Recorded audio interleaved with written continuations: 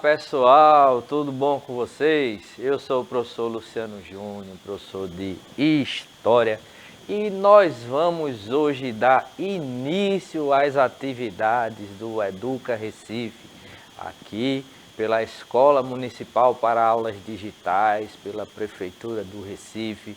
E hoje nós temos a nossa primeira aula desse ano letivo que está iniciando. Então já queremos aproveitar para dar as boas-vindas para todos e todas vocês, desejar que a gente tenha aqui um ano bem produtivo. Então, nesse sentido, a gente vai começar a nossa aula de hoje, passando algumas informações importantes.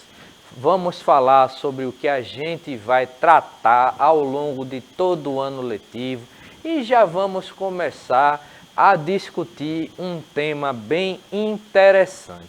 Nós queremos inicialmente desejar que estejam todos e todas bem, retornando aí firmes e fortes para esse ano, né, que vai marcar aí o ano de despedida de vocês do ensino fundamental. Então nós vamos ter uma caminhada com vocês ao longo dessa última turma, né, do ensino fundamental, que é a turma do 9º ano, onde vocês vão passar o ano se preparando para, se tudo permitir, se tudo caminhar bem, dependendo dos esforços, da vontade de vocês, dos estudos de vocês entrarem para o ensino médio no próximo ano.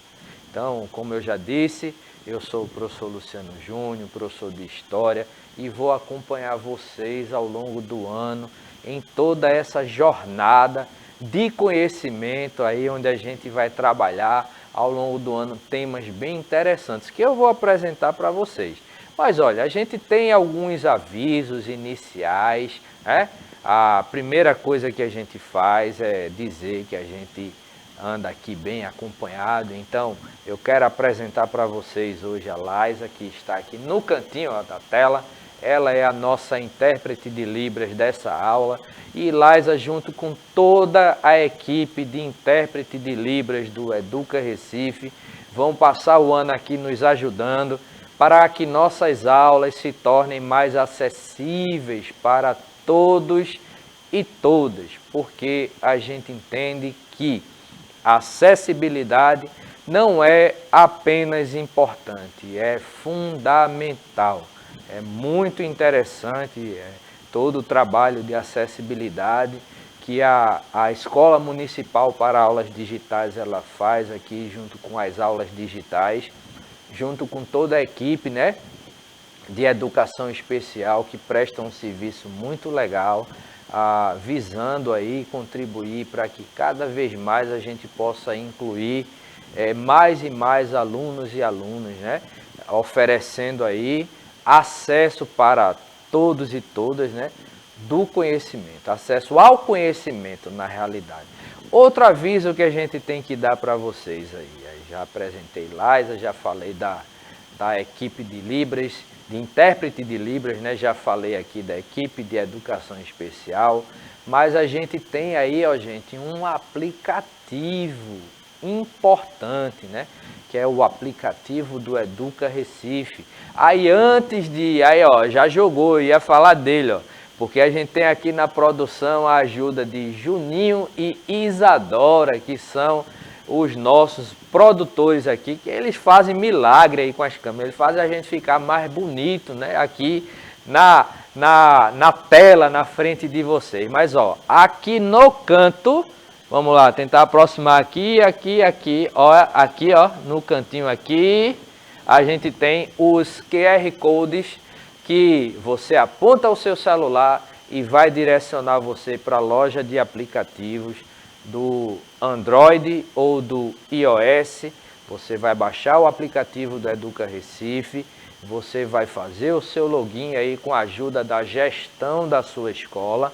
Você vai receber um login, uma senha e você vai poder acessar o aplicativo do Educa Recife, onde por ele vocês têm acesso não somente às aulas que estão indo ao ar ao vivo, mas essas aulas ficam no repositório do aplicativo. Essas aulas vão também para o canal do YouTube do Educa Recife, fora o fato de que estão sendo transmitidas agora pela TV Nova e serão reprisadas no turno seguinte. Mas pelo aplicativo do Educa Recife você assiste essas aulas ao vivo com o uso de internet financiada. Você não vai consumir do seu pacote de dados de internet para acessar as nossas aulas. Então, só não acessa as aulas do Educa Recife quem não quer. Você tem pelo menos aí 4 formas, 4 possibilidades de assistir às nossas aulas. Aula ao vivo, aula reprisada, o canal do YouTube e o aplicativo, né? E um detalhe, pelo aplicativo você ainda tem a possibilidade de interagir conosco pelo chat, mandando suas dúvidas ao vivo para que a gente possa interagir com vocês. Ao longo do ano a gente estará aqui não sozinho, né, mas acompanhado de um colega, uma colega também da disciplina, que vai fazer o acompanhamento, né, das aulas, né, no chat, e vai ficar ali de prontidão, esperando as dúvidas de todos e todas vocês, ok? Então, sem mais demora, né, sem mais delongas, a gente vai começar a apresentar para vocês o que é que a gente vai estudar ao longo do ano. Então vamos começar aqui, a gente tem aqui no nosso slide, né, a pergunta: o que é que iremos estudar ao longo desse ano, né? Primeiro tema, né, que a gente já vai começar a falar sobre ele hoje, é uma aula que a gente vai trabalhar com todas as turmas, né, as turmas dos anos finais, do 6º ao 9º. Nós preparamos, né, uma aula que vai tratar da mesma temática, que é a importância do estudo da história. Por que é que a gente estuda a história? Qual a importância de estudar a história? Qual a importância que essa disciplina, que lida muito com as questões da memória, ela tem para cada um e cada uma de nós, né? Então, eu costumo dizer que uma pessoa que não tem memória, ela vive alienada no mundo, né? É uma pessoa que ela não consegue lembrar de onde veio, quem eram as pessoas que conviviam próximas a ela, não sabe nada a respeito de si, nem das pessoas que a cercam, né, a cercavam. Então essa pessoa fica perdida, né? Então a mesma coisa acontece com a história, né? É importante a gente estudar a história para que a gente não fique perdido, né? Perdida no tempo, no espaço, no nosso território, né? No nosso país, no mundo. Então a história, ela nos permite viajar ao longo do tempo, não somente no nosso local, né, município, estado, região, país, continente, mas nos permite viajar pelo mundo. E a gente vai trazer isso também na aula de hoje. Outra questão que no 9º ano a gente começa a trabalhar aí com a transição do chamado período imperial para o período republicano no Brasil.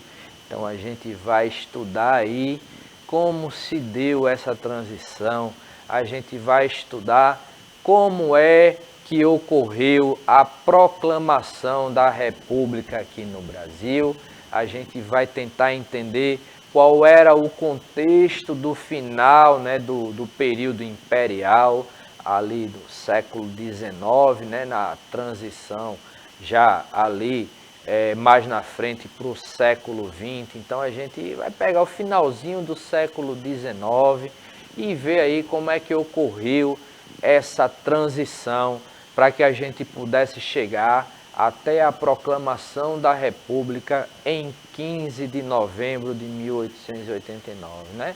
Aí, importante lembrar, um ano antes a gente teve, né, no Brasil a extinção, né, do regime de escravidão, a libertação dos negros e negras, né, escravizados por meio da força da Lei Áurea, né, de 13 de maio de 1888, mas um ano depois, toda uma conjuntura, né, todo um processo ocorreu para que a gente tivesse a proclamação da República, dando início ao que a gente coloca aí como o terceiro período, né, da história, né, do Brasil, na divisão da história do Brasil, né? Que a gente divide geralmente a história do Brasil em período colonial, imperial e republicano, né? Então a gente vai estudar isso com todos os detalhes possíveis, da melhor forma que a gente puder apresentar isso para vocês. Outro tema que nós vamos entender. Aí, ó, quando a gente tem a proclamação da República, a gente vai ter aí o primeiro período aí da República, né, do Brasil, que a gente chama de República Velha, né? Então, como é que se instalou esse regime republicano no Brasil? Como é que ele ocorreu, né? A gente já viu, né, a questão da transição. Então, quais eram as características do primeiro período republicano no Brasil? É isso aí que a gente vai tentar estudar aí no que a gente chama, né, de período aí da República Velha. Mas aí, ó, em termos de história geral, história mundial, digamos assim, ao mesmo tempo que a gente estuda o que está acontecendo aqui no Brasil, a gente vai estudar o que está acontecendo no mundo. Então a gente vai pegar, como eu disse para vocês, a gente pega desde o finalzinho ali do século XIX, na transição para o século XX. Então nós vamos estudar um tema bem interessante, né, que é o imperialismo e o neocolonialismo. Nós vamos tentar entender como é que as nações industrializadas que existiam no mundo nesse período, elas começam, né, a invadir territórios fora de suas fronteiras, estabelecendo colônias, né, e dão origem aí a um segundo período de colonização, né, que a gente vai chamar de neocolonialismo, e vão começar a dominar territórios, tentando aumentar a sua influência e o número das suas novas colônias, né? E isso vai levar a campanhas imperialistas, né? Campanhas onde essas nações industrializadas, elas vão buscar cada vez mais se estabelecerem como potências mundiais, e isso será, inclusive, uma das razões para que se acirrem ali os ânimos e a gente tenha um processo de deflagração aí, ó, da Primeira Guerra Mundial. Então a gente vai estudar também esse tema, vai tentar entender como é que o atrito causado ali entre essas potências, né, econômicas mundiais à época gerou o primeiro conflito armado de proporção internacional, mundial, que envolveu várias nações do mundo e gerou aí uma grande quantidade, né, de baixas, né, de perdas, né, humanas. Então a gente vai tentar entender como é que ocorreu, como é que se deram todas as condições para que a gente tivesse início aí à Primeira Guerra Mundial, a partir do ano, né, de 1914, né, a guerra que durou de 1914 a 1918, né, e gerou um saldo muito negativo, né, em termos não somente, né, humanos, né, com milhões de pessoas sendo mortas, mas levou o mundo mais na frente para o desenvolvimento de uma outra crise, né, econômica e o estabelecimento aí de regimes, né, totalitários, que a gente também vai estudar. Nesse intervalo entre a Primeira Guerra, né, a partir do desenvolvimento da Primeira Guerra, no meio da Primeira Guerra, a gente vai ter em 1917 um conflito estourando na Rússia, né, que vai levar ao que a gente chama de Revolução Russa, né? Mas as ideias que influenciaram no processo de desenvolvimento dessa revolução são aí, ó, as ideias anarquistas, socialistas, científicas, né, principalmente o socialismo científico, ali organizado, né, por meio da obra do pensador alemão Karl Marx, né, e do seu parceiro Friedrich Engels. Então, essas ideias vão influenciar aquela que foi a primeira revolução de caráter socialista na história da humanidade. Vamos estudar isso também. E, em seguida, a gente vai ver como as consequências da crise resultante do final da Primeira Guerra Mundial, né? A gente vai ter um período de reorganização da Europa destruída, mas aí a crises internas, inflação alta, né, e algumas outras características levaram ao desenvolvimento do surgimento, né, de regimes totalitários, né, principalmente em países como Alemanha e Itália, onde a gente vai ter o desenvolvimento aí do que a gente chama de nazifascismo.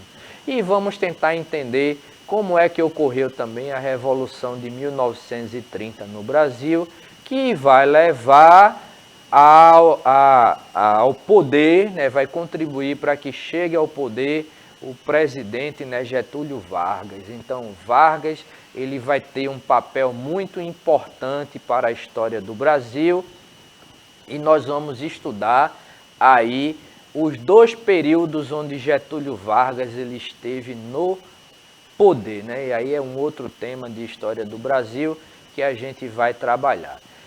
Vamos trabalhar também como ocorreu, né, e o que é que levou ao desenvolvimento da Segunda Guerra Mundial. Aí veja, as coisas elas vão se interligando. Eu falei para vocês que a gente vai estudar os regimes nazifascistas e esses regimes eles contribuíram para o início da Segunda Guerra Mundial, que foi um conflito ainda maior do que a primeira e será o conflito onde nós vamos ter pela primeira vez a utilização de armas atômicas sendo utilizadas, né, como armas de guerra. As duas bombas que foram jogadas sobre as cidades japonesas de Hiroshima e Nagasaki pelos Estados Unidos, né, e que terminaram contribuindo para o processo de rendição do Japão durante o período da Segunda Guerra, ok? Vamos entender também como se deram, né, os chamados governos populistas no Brasil, ou seja, aquela sucessão de presidentes que virão após o governo de Vargas, né? Então a gente vai entender isso daí e vamos tentar entender como ocorreu em 1º de abril de 1964 o golpe militar que vai levar ao estabelecimento de uma ditadura militar no Brasil e vamos tentar entender também as ditaduras militares que ocorreram na América Latina, né? E até chegar ao momento, né, onde a partir de 1985 a gente teve a redemocratização aqui do Brasil com o final da ditadura, né? Durou em torno aí de 21 anos, né, de 64 a 85. E a gente vai ter aí o processo de redemocratização, onde a gente vai estudar como é que o Brasil ele deu fim aí à ditadura militar de 21 anos e volta a se constituir como um país de regime democrático, né? E, por fim, tentaremos entender um pouquinho do mundo, né, mais contemporâneo, um mundo mais atual, né, com o processo de globalização e o desenvolvimento, né, da nova ordem, chamada Nova Ordem Mundial, né? Aí tentar entender um pouquinho o que são as políticas neoliberais, né? Como é que o mundo ele se organizou a partir de então. Mas veja, eu disse a vocês que a gente vai tentar entender, né, o que é que estuda a história, né? O que é que a gente pretende quando a gente estuda a história. Quando a gente passa por todo esse processo, né, final do século XIX, século XX, estudando a história, o que é que a gente pretende quando a gente estuda a história, né? Então eu quero que vocês observem essa imagem. Essa imagem é uma pintura, né, de 1560 do Peter Bruegel, certo? Chamada Jogos Infantis. Então, que brincadeiras você consegue identificar nessa pintura, né? Vamos ver aqui, ó. A gente tem aqui, ó, dois meninos aqui brincando com um barril, tem dois meninos aqui, ó, brincando com a rodinha aqui, ó, que deve ser de madeira ou de ferro, né, com a varetinha.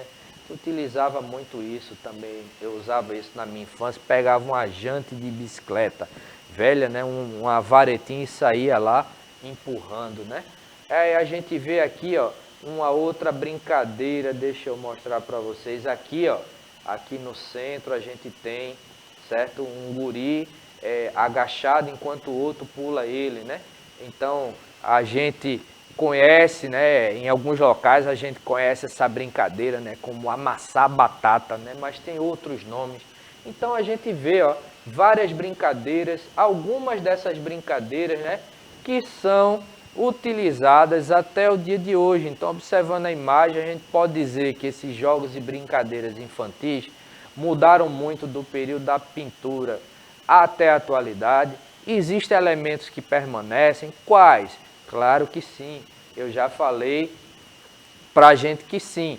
Então, o que a gente vai tentar entender na aula de hoje é quais são os principais objetivos do estudo da história e a sua importância. Eu já falei o que é que a gente vai estudar ao longo do ano, mas a gente vai começar falando um pouco a respeito do estudo da história e da sua importância. Vejam, de acordo com o pensador, o historiador Marc Bloch, né, a história é a ciência dos homens no tempo. Homens e mulheres, né? É a ciência dos seres humanos, né, no tempo. Então, por quê? A história, ela é uma construção humana, né? O estudo da história também é uma construção humana. Então, nesse sentido, a história ela se constitui aí, ó, como o campo das ciências humanas que se dedica aos estudos dos seres humanos em sociedade ao longo do tempo. Então, veja, a gente tem algumas categorias aí que são importantes, né? Ciências humanas, estudo dos seres humanos, estudo das sociedades, a questão do tempo, né? Então, a gente tem isso daí. São categorias que são importantes para nos guiar enquanto a gente estuda a história, né? Essa palavra história, né, ela tem as suas origens a partir das investigações de Heródoto, o grego Heródoto, que é esse camarada que está representado na figura aqui, né, na imagem. Ele viveu por volta do século V a.C. e é considerado o pai da história e primeiro historiador. Por quê? Porque Heródoto ele foi pioneiro no processo de investigação do passado para tentar obter aí o conhecimento histórico. Ele foi o primeiro a dizer, eu estou relatando a respeito desse fato conforme eu vi ou ouvi dizer. Então ele vai se preocupar com o relato do que aconteceu ali no tempo e registrar aquilo ali para a posteridade, né? Para as pessoas que virão depois dele terem como conhecer a respeito daquilo que já havia acontecido, né? Então, a gente pode dizer também que a história ela seria uma narração metódica, ou seja, ela tem um método de narrativa dos fatos notáveis ocorridos na vida dos povos, em particular na vida da humanidade em geral. Ou seja, a história seria um conjunto de conhecimentos adquiridos através da tradição e ou mediante documentos, né? Assim, sobre aí a evolução do passado da humanidade, né? Mas aí, nesse sentido, a pergunta que fica é: a história, ela estuda somente o passado? Não. A história, ela analisa diversas relações humanas, comparando o presente e o passado.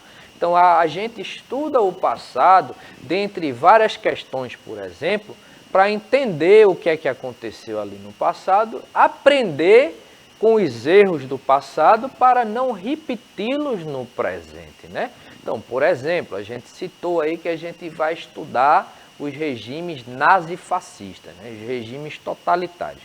A gente aprende estudando sobre isso que essas ditaduras totalitárias, elas contribuíram para o desenvolvimento de uma guerra mundial.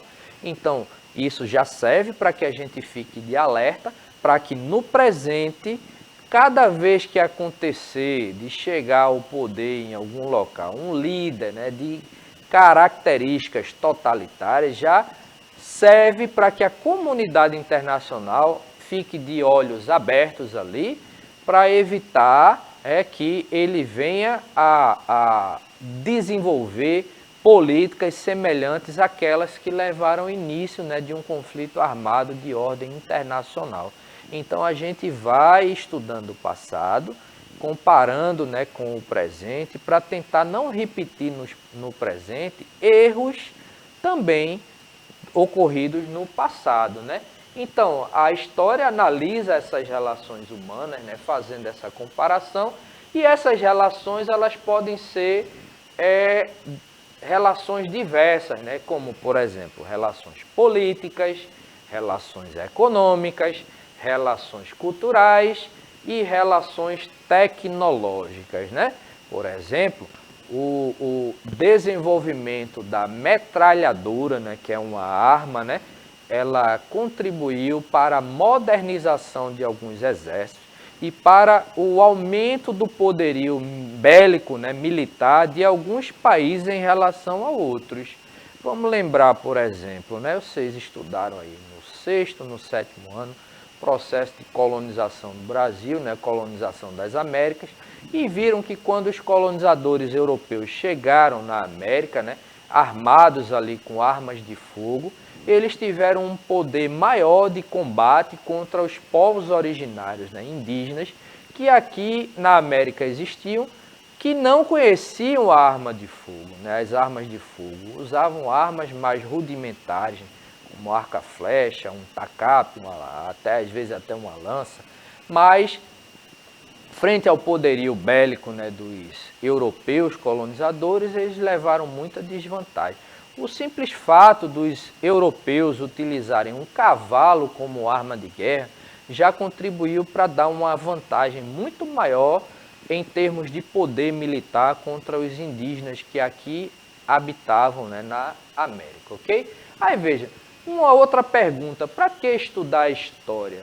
Um dos principais objetivos do estudo da história é resgatar os aspectos culturais de um determinado povo ou região para o entendimento do processo de desenvolvimento daquele povo. Então a gente vai tentar estudar a cultura do povo para tentar entender por quê, por exemplo, né, em alguns locais, determinadas tribos, né, de indígenas praticavam, por exemplo, a antropofagia, ou seja, se alimentavam, né, de carne humana. Por que é que eles faziam isso? E por que é que em outros locais essa prática, né, ela não somente é proibida, como é considerada uma coisa antiética, né, ou desumana. Então, a gente, ao comparar as culturas, a gente vai entendendo, né, como é que essas sociedades elas vão se organizando, por exemplo. Então, entender o passado também é importante para a gente compreender o presente. Eu falei para vocês, a gente estuda o passado para aprender com ele, né, e não repetir os erros, né, do passado no presente. Mas é importante a gente entender também o passado para a gente tentar entender como é que a sociedade ela funciona hoje. Então, por exemplo, nas sociedades mais tecnológicas, a gente entende que essas sociedades chegaram a um processo de evolução tecnológico maior. Por quê? Porque elas iniciaram um processo de industrialização e desenvolvimento tecnológico mais rápido do que outras. Isso fez com que elas se desenvolvessem tecnologicamente falando mais rápido. Então a gente vai entendendo isso daí. Então vejam só, gente. Eu espero que vocês tenham entendido. A gente vai continuar discutindo essa temática a partir das nossas próximas aulas. Mas por hoje a gente vai se despedindo e esperando, né, que a gente tenha aí uma boa parceria ao longo desse ano e que a gente possa aqui pelo Educa Recife contribuir da melhor forma para o desenvolvimento do aprendizado de vocês. E no meu caso, do aprendizado da história. É isso, gente. Grande abraço e até a nossa próxima aula. Tchau, tchau.